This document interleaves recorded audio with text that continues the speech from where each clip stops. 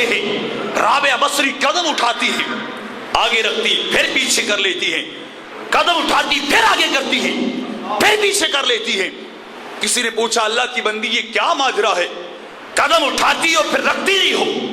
اور واپس کر لیتی ہو، پھر آگے لے جاتی ہو، پھر پلٹا کے واپس کر لیتی ہو۔ رابعہ بصری بولی میں نے سنا تھا کہ اللہ والوں کے لیے ساری کائنات، رب کائنات نے 2 قدم بنائی ہے کہ ان کا ایک قدم تو کائنات کے اختتام پہ جا پڑتا ہے، آخری سینے میں جا پڑتا ہے، اور جب دوسرا اٹھاتے ہیں تو مالک کی کائنات ختم ہو جاتی ہے، اللہ کی کائنات ختم ہو جاتی ہے۔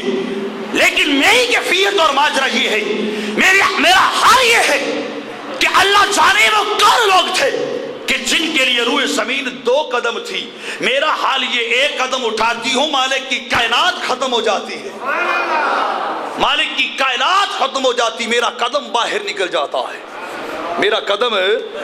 باہر نکل جاتا ہے، مجھے جگہ نہیں ملتی کہاں قدم رکھا جائے، تو روئے زمین کائنات کی وسطوں کو سمیٹ دیا جاتا ہے۔ غوث اعظم رضی اللہ تعالی عنہ فرماتے رأیت الدنیا کخردل فی کف ھذا، لوگوں میں نے رب کی پوری کائنات اس دنیا کو اپنی ہتھیلی میں یوں دیکھا جیسے رائی کا دانہ پڑا ہو، جیسے رائی پڑی ہو، رائی کا باریک دانہ فرمائے اس ہتھیلی کے اندر آ جائے۔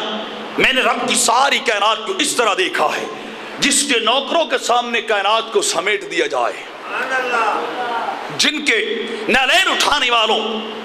جن کے پردہ فروشوں کے سامنے اگر ساری کائنات کو سمیٹ دیا جائے،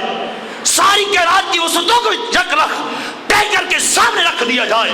اور کائنات میں قدم رکھنے کے لیے جگہ نہ ملے، بات کر جب ان کا سردار معراج پہ چلے تو عالم کیا ہوگا۔